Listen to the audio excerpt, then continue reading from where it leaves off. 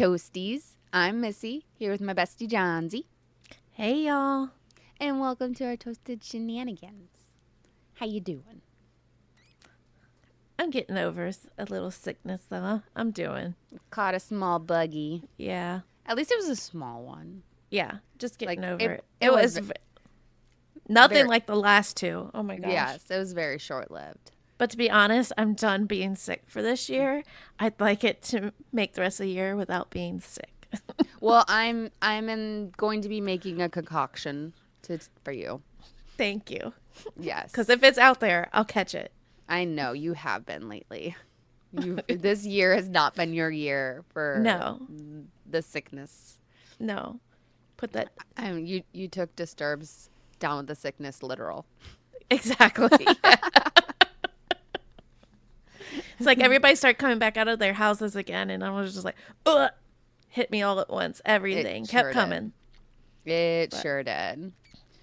So we were just talking about the new Ozzy podcast, and I lately have been thinking about, I've been thinking about this like forever when we were talking about like who's all listening and like what cities had the most downloads and stuff like that. And I was saying like Council Bluff, it's in Iowa. And you made the comment about maybe Slipknot's listening. And I want to just tell you, I don't ever not think about that.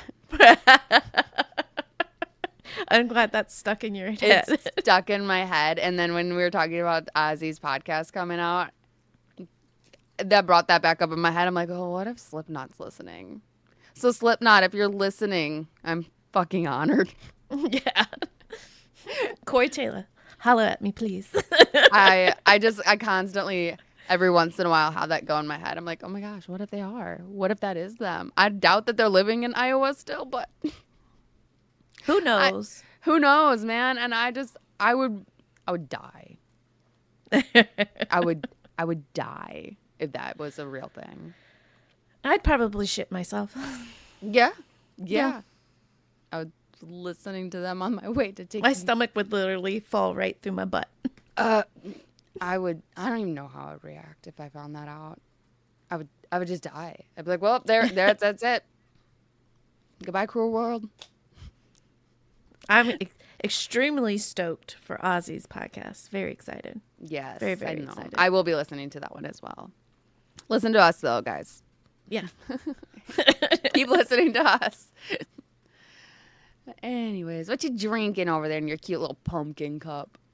So I just got some tea, some vitamin C herbal tea. Like I said, I'm just getting over something, so I'm gonna keep sipping on this. There's no whiskey or anything. It's just straight up herbal tea. No hot toddy for you. No, I thought I'd, make sure I was 100% started downing alcohol again. That's a smart choice. That's a smart choice, I guess. But yeah, it's really good tea. It's very orangey. I'd give it a 10. I drink it every time I get sick. Nice. What you got? I decided to join you in this tea party, and I made tea. Absolutely. Yes. It's been steeping over here this whole time. So hold on. I feel like I should sing Happy on Birthday. A very happy birthday to you. To me? I mean, technically it is our unbirthday. Technically, yes. Only got a few more days. Yes. Okay. Hold on. Because I have loose leaf tea. Because I'm drinking lemon balm tea from my garden. Ooh. Yeah. Your lemon balm is fantastic, always. Yes. Thanks. I'm drinking lemon balm and honey. It's local honey. You still have that local honey? Oh, I'm always restocking on local honey. So Virginia. Oh, so not that same one. No. Virginia people, though, if you are a local honey or a local bee person that you're trying to like sell your local honey, hit me up because I love me some local honey. I've really gotten into just using local honey only. They say it's better for you. So yeah, I'm having my lemon balm tea. But you said earlier that you were having tea, and I was thinking about it, and I was like, I can make tea, and then we could have a tea party. See, Shenanigans, Toasties, we don't have to drink to have a good time. No, we do not. We Never. could sometimes have tea. Yep. And like I said, I made my lemon balm tea, and honestly, I picked my lemon balm because of everybody being sick. And lemon balm has antiviral and antibacterial properties. Same with honey. And so I figured it'd be a really good choice to have today. Yeah, definitely. Especially with everything going around. It's been steeping for a minute, so it's like very, very strong and delicious. Is it still hot? Yeah, it's still warm. Oh, okay. It's like perfect, like sipping, drinking. It's delicious. Okay. That's all it is. So anyways, what are we talking about today? We are talking about Mr. Gary Heidnik. Ooh. Have you heard of him before? No, I don't think I have. Honestly, although this will probably be another one of those stories that you start going into and I'm like, oh my gosh, I have heard that one. Yeah, it could be. He's a very fucked up individual. I'll just leave it at that. Okay, well let's be honest here. All the people we've talked about, aside from Brittany Murphy, who hasn't been fucked up. Yeah, very true. I will say this one might get a little graphic, so just to warn all the toasties and whatnot. But this one is going to be a two-parter because we gave you guys such a long episode last week. We're going to split this one up and make two shorter ones because otherwise we're giving you probably another like almost 2-hour episode. Yeah, and we want to give you guys that break because I'm sorry, not sorry for the last one. And if you have not last one was good. Yeah. If you haven't not listened to that last one, go fucking listen to it because it was a damn doozy. Yes, it was. It was being a slacker. It was a roller coaster of things, and I'd go listen to it. Yeah, it had me turning for days. But anyway, shall we talk about Gary? Let's talk about Gary. Okay, so Gary Heidnik, he's born in Eastlake, Ohio on November 22nd, 1943. So we have a Sagittarius. Mm-hmm. And they are the number one serial killers. Well, we'll get to it. Eventually, he basically learned how to control people after a rough start to his own life. So this began at home. Very typical that the home life was not, the greatest environment. But his parents, Michael and Ellen, they showed very little compassion or love to him or his younger brother, Terry. And it kind of created this close bond between Terry and him because at such a young age, they were having to endure a lot of trauma. But their unstable home environment began with their mother's drinking problem. She was a religious alcoholic. Oh, boy. And it eventually caused the parents to divorce. And the boys actually went with their mother for a while. And her drinking was just so heavy and she was neglecting them that she could no longer handle them anymore. And she sent them back home with dad, which is not something you hear about real often. No. Especially if she was collecting child support or anything. Usually they hold on to him just for that money for the alcohol. You're right. But unfortunately, Father Dearest, he didn't him. offer a nurturing environment either. So he was a very strict disciplinarian, and he could be very mentally and physically abusive to both boys. The two brothers claimed that their father would mock the young boys.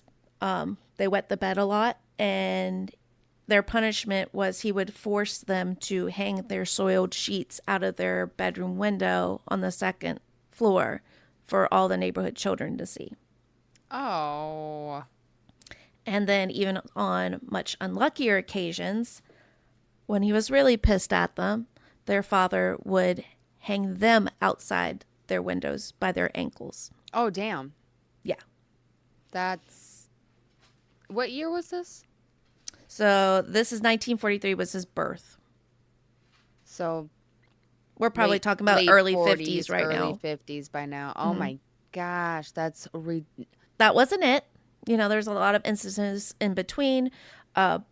Another one that childhood friends recalled was that their father would send them to school with bullseyes he had painted on their bottoms of their breeches, where he would use to kick at them at home and then send them to school to also be kicked. That is fucked up. Cause Yeah. fucked up. Cause there's kids that are going to do that. They're going to use it. Cause they're gonna think it's funny. I think we talked about this a lot too with Sylvia. Yeah, that's exactly where my mind went instantly. They don't understand this. No. So it's not right. No, for kids at school, it's with that situation, I'm just thinking of the instantly like the sign on people's backs and kick me or pinch me or poke me or whatever. And kids do it because they think it's funny. You know, it's rude and don't do that. But when a kid's doing it, it's one thing. But when it's also at home, you know, with like cyberbullying, there is the biggest thing that was causing a lot of the suicides is because the bullying didn't end. You know, you go to school, you get bullied, you go home, you're safe. This is like old school cyberbullying. Like they had it at home and at school. Unfortunately, it wasn't from kids. Fucking dad. Yep, their Pathetic. own father. Fucking pathetic. So needless to say, Gary was very withdrawn as a child. Naturally. He didn't have many friends, and in fact, he was teased a lot at school for his deformed skull. And when he was younger, he had an accident as a child where he had fallen from a tree and severely damaged his cranium. Oh. So kids at school would actually, and he was still known this when they, you know, I watched documentaries and whatnot, they would still refer to him as football head. Oh, so he's the original Hey Arnold. Yeah, that was my first thought. I didn't, like, I may have chuckled. I'm sorry. But that's because you're thinking of Hey Arnold. And not only that, the guy ended up being a douche. But anyways, he was the original Hey Arnold. So, Sorry. of course, that trauma to his head, which was so severe, there's no proof that that trauma maybe impacted what he did later on in life. But it is why, you know, talked about that. That's probably where we saw a switch, because beforehand he wasn't as withdrawn. He had a couple friends. He loved animals, and he was just a really energetic child.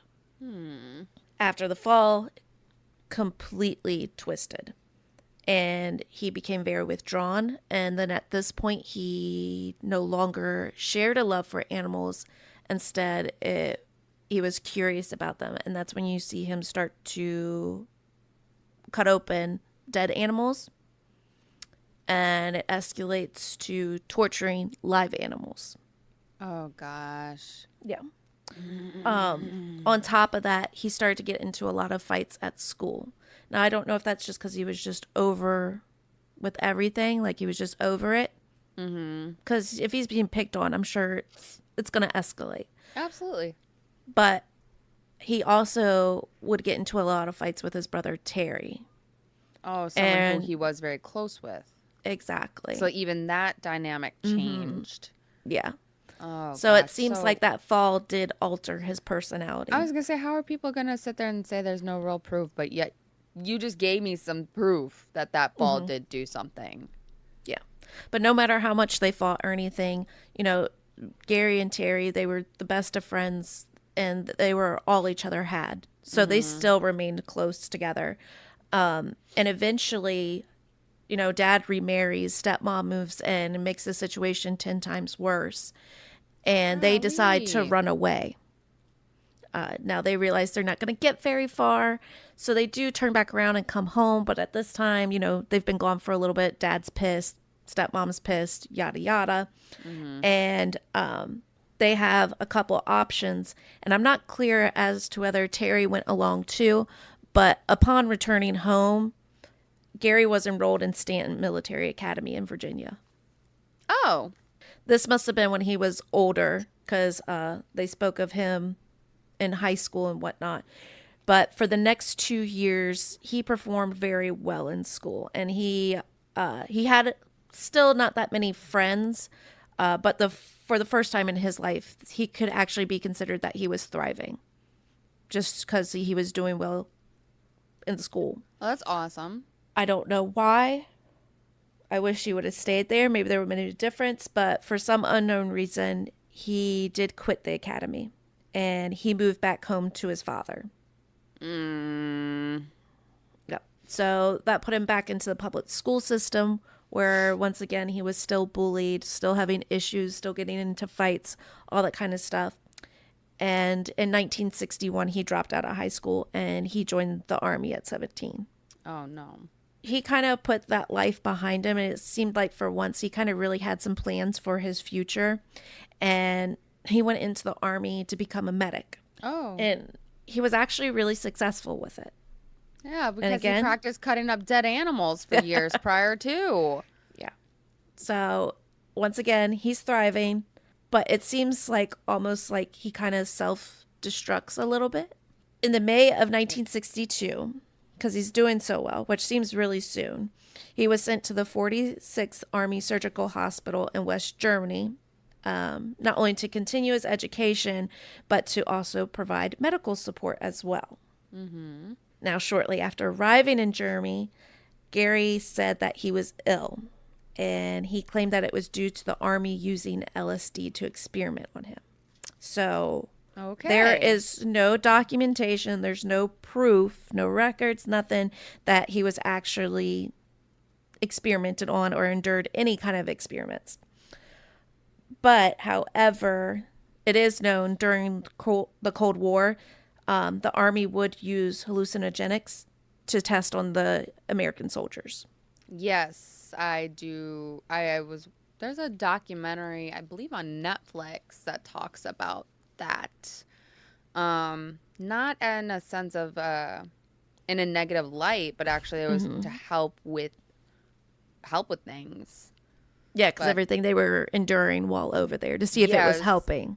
It was supposed to be helpful for like PTSD and trauma response and things like that. So that could have been when it started that they were experimenting on the guys. I don't remember exactly in that documentary. So he might not be lying. Of course, they're not going to have that documentary because listen to the last episode. You'll understand why. I think it was mostly that it was scary. I don't think the Army was to blame for this. No, there probably was a little bit of anxiety, which can manifest physically. Yeah, and but remember, he seems like he's doing well. He's excited. He's thriving again. And like I said, it almost seems like he just self-destructs. He causes these issues. You'll see it over as we go into his story. But he did seek medical treatment after this. Okay. The doctors all said that Gary seemed to be in great health physically, but mentally he was suffering extremely. Mm-hmm. They could tell immediately. At this time, he's 18 and he's transferred back to the U.S. where he was diagnosed and treated for schizophrenia and hallucinations. Ugh. Yeah. Okay.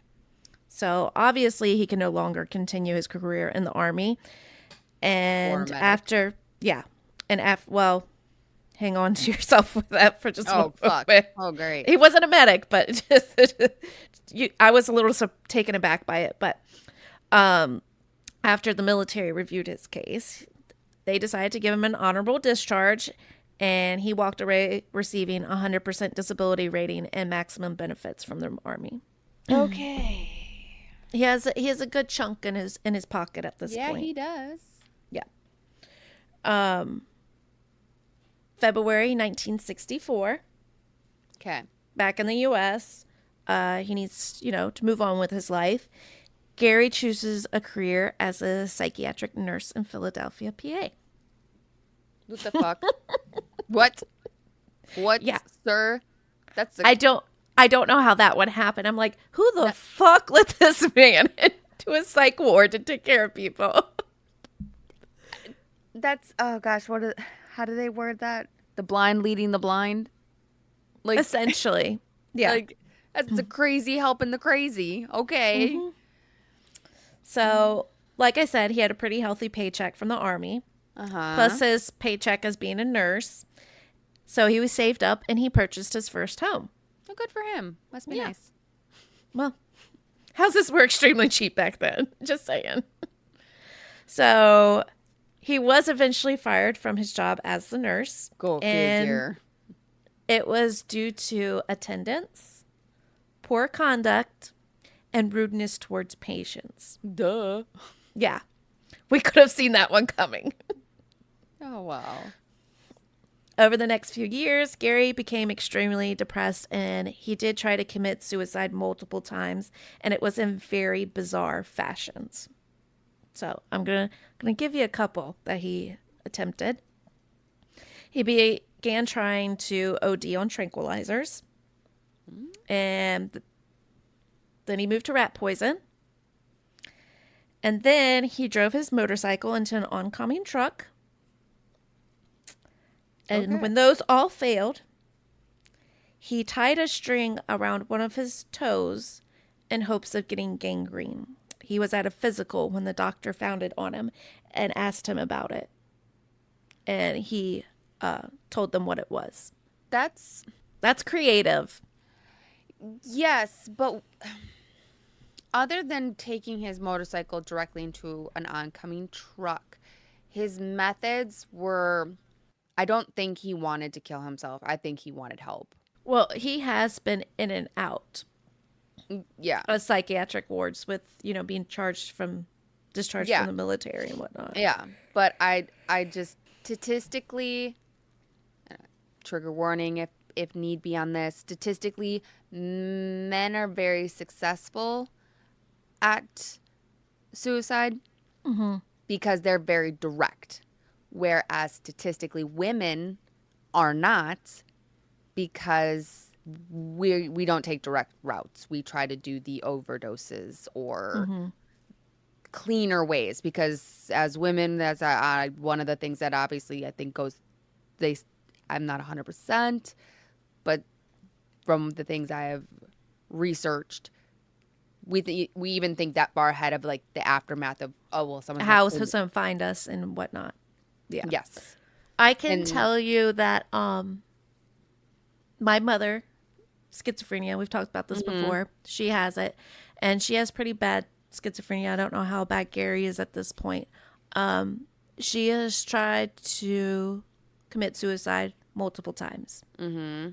And every single time it was a form through overdose. So I don't know. I don't know if it was part of his schizophrenia. I do believe, and we'll talk more about it, but I do believe he actually wanted to die. But something switched in his brain, and he all of a sudden wanted to live. He did spend the next several years in and out of the psychiatric hospitals. And for a very long time, he became mute. And he started to do this at first over stretches of time, and it just came to a point where it was like several months. oh, So I don't know if that's one of his coping mechanisms or what was going on. Didn't dive too much into that, but it seems like it becomes a habit. Now, Gary was not the only one struggling in the family. So his brother as well yeah. was fighting his own mental illnesses. I don't know what he had, but he did make many attempts on his own life as well. And through all of this, the two remain pretty close, but they could be very big enemies too at times. And then in September of 1968, Gary and Terry got into a pretty serious fight. And this fight was more violent than the last. Uh-oh. Gary had struck his little brother in the head with a carpenter's tool, resulting in 16 stitches. Oh, gosh.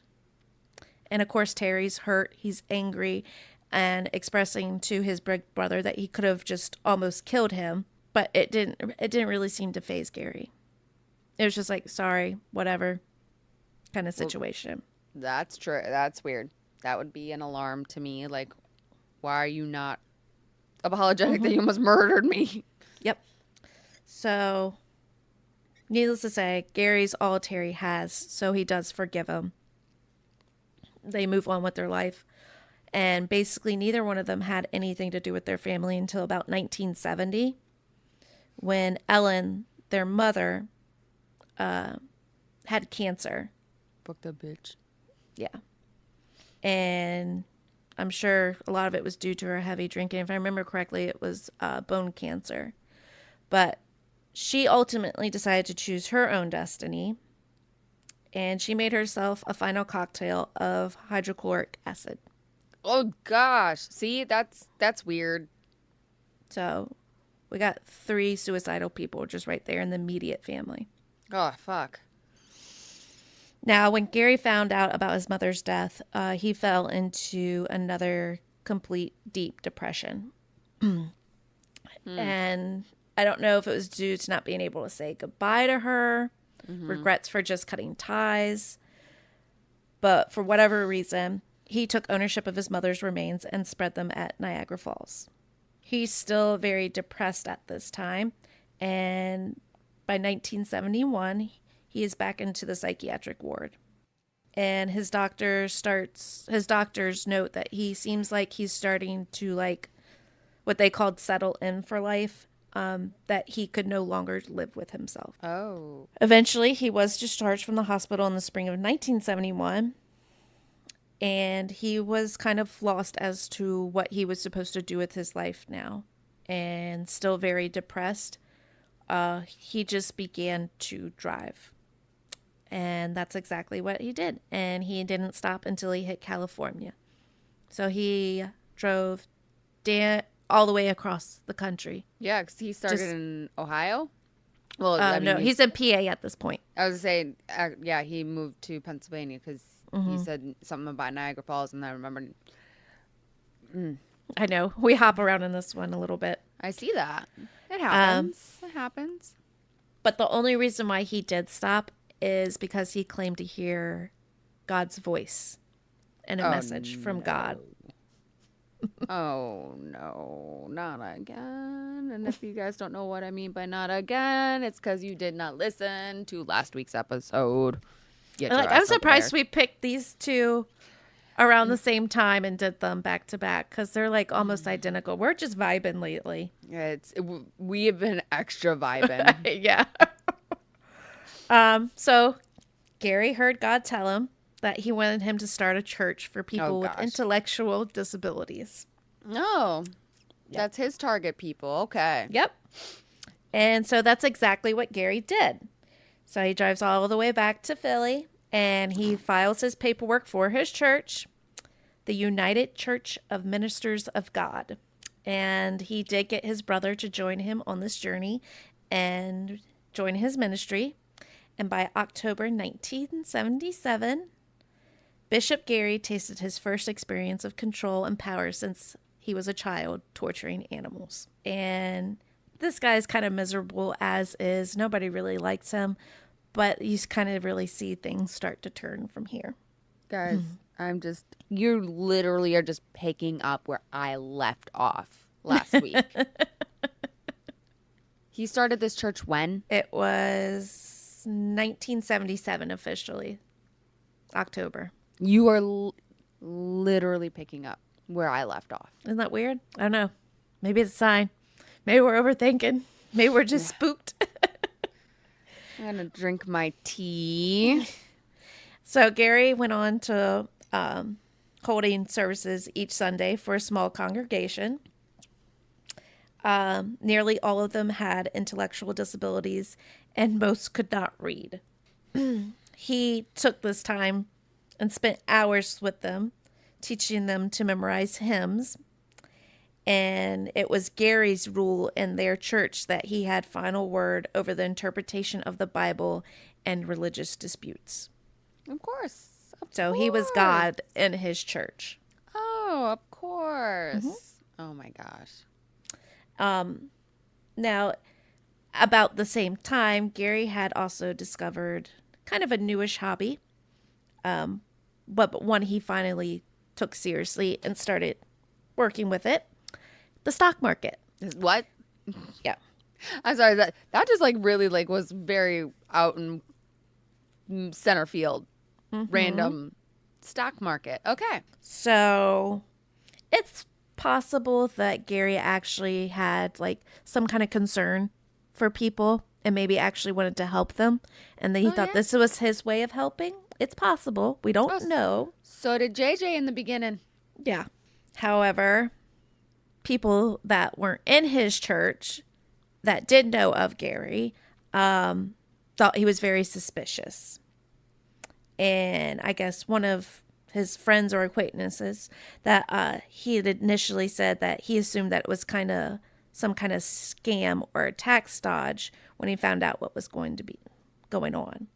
Gary was using the church wealth to invest, and he watched it obsessively, and we learned that in 1975 he actually did use the church funds to open an account with Merrill Lynch with his name on it. And over the time, his investments earned hundreds of thousands of dollars. Man, I wish I could figure that out. Yeah, seriously. I cannot figure out the investing thing. I try to look it up, and I'm like, I don't know what I'm reading. I understand most of it. It's just too much. It gives me a headache. But his initial deposit was only $1,500. Gary eventually earned over like $500,000. And this was all the church's money. So today that would be around about $3 million. Holy shit. Yes. I want that. Please. By 1986, the United Church of the Ministers of God was very prosperous, and he was making lots of money. And like I said previously, people were doubting his commitment to the church. And it was mostly due to the fact that he was not religious. In fact, he had a very violent side as to why he was fired. And it always seemed like there was always like just something bothering him, something simmering below the surface that just he was going to boil over at any moment and just flip shit. Now that could be due to, he was still struggling mentally. But once again, he was thriving. But the difference in this turnaround was he had control, and he was very wealthy, and he was making more money. And so now that's what he craved, was money and control. So looking for ways to create more money so he could invest, Gary began renting out the upstairs of his house to a couple. Their name was Linda and Robert Rogers. Yeah. The Rogers weren't sure what to kind of make of Gary because, like I said, people just seemed like something was off about him. And it seemed to Robert, who was black, that the 32-year-old Gary was obsessed with race. Oh. He heard him making predictions that a race war would someday sweep the nation. And he also saw him read racist literature from an Aryan organization. Oh, so he is the opposite of our last episode. And Robert found this strange, particularly because Gary, who was a white man, seemed to only date black women. But that is weird. That's really fucking weird. I'll explain in a second. Gary's odd attitude on race wasn't the only concern. So, at that time, Gary's girlfriend was living with them, and her name was Dorothy Mae Knight. And Dorothy was a black woman who had intellectual disabilities, and she spent much of her time in and out of care facilities. So we now see Gary that he has his money and he has his control. The two things that he likes. And I honestly believe it was just like something for him to reinforce his feelings of being superior to everybody else. Yeah. He did not actually care for any of these individuals. Now, it is noted that in many of his psychiatric reports that Gary, quote, was easily threatened by women who he would consider to be equal to him, either intellectually or emotionally. Gary needs constant acceptance and self-assurance that he is an intelligent, worthwhile human being. End quote. Gotcha. Which I assume kind of came from his childhood. So while Gary craved approval and respect, he did not give it to others. And this was especially to Dorothy. Linda Rogers, said he would frequently criticize Dorothy and on many occasions beat her and even withhold food from her. Oh my gosh. Mm-hmm. And of course, Gary's tenants, they did want to help, but they didn't want to be evicted, but worse, they didn't want to be attacked by Gary because they could kind of tell he was very dangerous. So eventually the abuse towards Dorothy was too much for Linda to keep her mouth shut. And Linda decided to confront Gary about the treatment towards Dorothy. And as you can assume, it did not go well at all. Uh-oh. And in retaliation, Gary went downstairs to the basement and shut off all the power to the house and locked all entrances to get to the source of power. Oh, gosh. Mm-hmm. So Gary, once again, he's asserting his dominance, letting them know that he is in control. You're not going to fucking do this in my house. Mm-hmm. And Linda wasn't really the only one tired of Gary's shit. At this point, this just put Robert over the edge. And he decided he was going to regain power back to the house and decides that he's going to sneak in a window of the basement out from the outside. And he did. And as soon as he entered, Gary is sitting there with a shotgun and a pistol. Oh, shit. Surprise, motherfucker. Yep.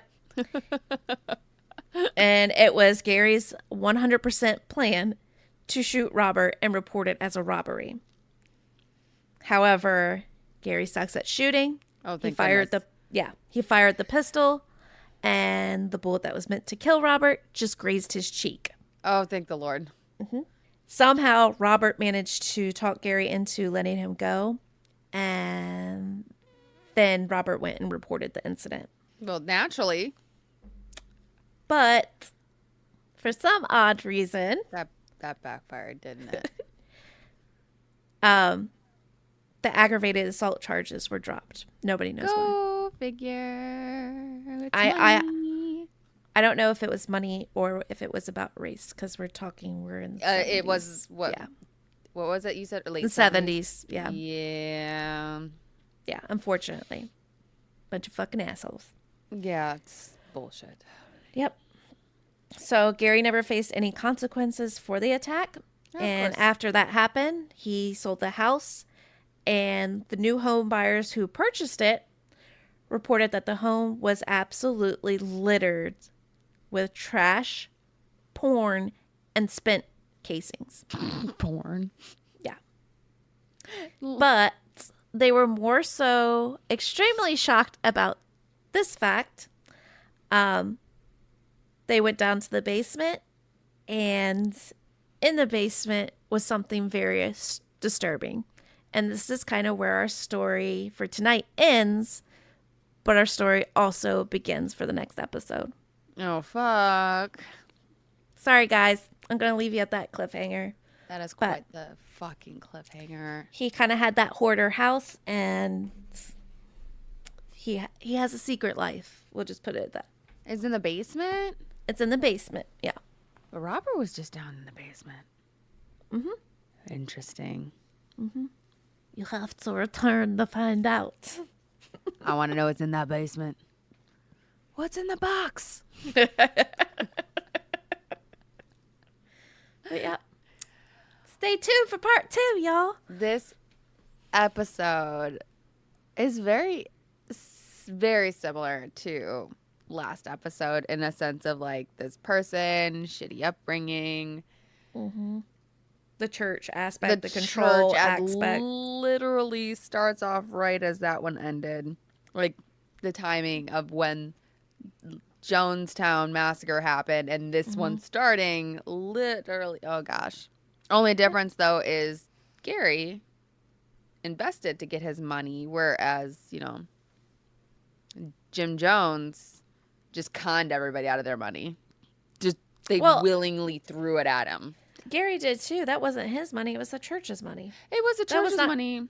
It was not his However, funds. he also invested it to make that money more. Whereas Jim Jones, literally, people were just throwing dollars at him. Stay tuned for part 2. Oh, gosh. Oh, gosh. You're going to explain more. Uh-huh. Oh, shit. He had no good intent. Go figure. They never do. Yeah. That money was for him. That was his. Of course. Just like Jim Jones's money was for him. Mm-hmm. Bunch of fucking con artists. Ugh, disgusting. Well, Assholes. Well, I'm excited for next week. And next week, Sunday, when that episode comes out, it'll be post your birthday. that one, yeah. But this Yeah. one's going to be your birthday. Yeah. So when you listen to this, happy birthday, Missy. I love you. Oh, I love you. Thank you. Yes, that it is my birthday. Technically, right now, while you're listening to it, it is my birthday. I'm old. I probably will be sleeping. Because I'm a tired bitch all the time. Yes, you are. I might be eating some red velvet cake because that's my favorite. I don't know what I want for dinner. I'll have it figured out by the time you guys are listening to this, probably. Unless you're the ones that are opening it up on like 2 a.m. I don't know yet on what I want for dinner. You'll figure it out. I know I will. You got a few days before you have to get there. I do. But yes. Yours, the next part 2 will be the day after your birthday. Because yours is on Correct. Saturday. Yes. So we'll make more birthday shout outs to you at the next episode. So well, that thank it's more you. accurate to your birthday. All right. Well, thanks for You're that welcome. cliffhanger. And cannot You're wait to welcome. find out what was in that What's basement. in the basement? What's in the basement? What's in the box? What is that from? Oh my gosh, I cannot remember. I can't remember. I just know it's randomly is stuck in my head sometimes. Yeah. I don't I don't remember know. who. I don't Toasties, remember help who- us out. Message us. Let us know where that's from. It's going to drive us nuts. I just remember. Who is even the one screaming what's in the box? I don't know. I just remember hearing, what's in the box? Oh gosh. Let's see. Can I look it up fast enough? Probably not. Are you looking it up? I was going to try to. Give it a minute. Oh, hell guys. no. It's gonna take me forever. Never mind. Just kidding. Okay. I mean, it's a Part it's a 2. very- Come back for part 2. Maybe I'll have it by then. hopefully, maybe a toasty might tell us. Yeah. Well, thanks. That was very interesting. That's I'm annoying. Yeah, I know. Yeah, it's very annoying. Thanks.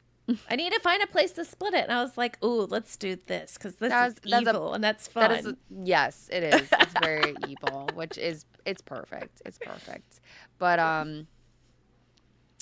until next time, guys, make sure you guys are following us and liking and sharing and commenting and hitting the bell and all the things on Facebook and TikToks and Instagrams, and you can find us all the social medias. all the social medias. No, actually, not all the social medias. Let's be honest. We have a Twitter that neither one of us know how to use.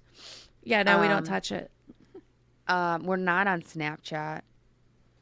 I don't even know how to operate I was gonna say, 'cause Snapchat. I don't even I'm know how too to use. old. I don't even know how to use Snapchat. And I have so many other people who are like, "Are you on this one?" I'm like, "What the fuck is that?" I don't know. But we're on the major ones. The old people ones. Yes. Yes. We are on the old people ones. And ironically enough, our reels have way more views on Facebook than they do on Instagram. Because that's where the old people hang. Okay? What's up? You guys are the best. Oh, don't forget toastedshenanigans.com. Check our website. But until next time, guys, thank you. Bye. Bye.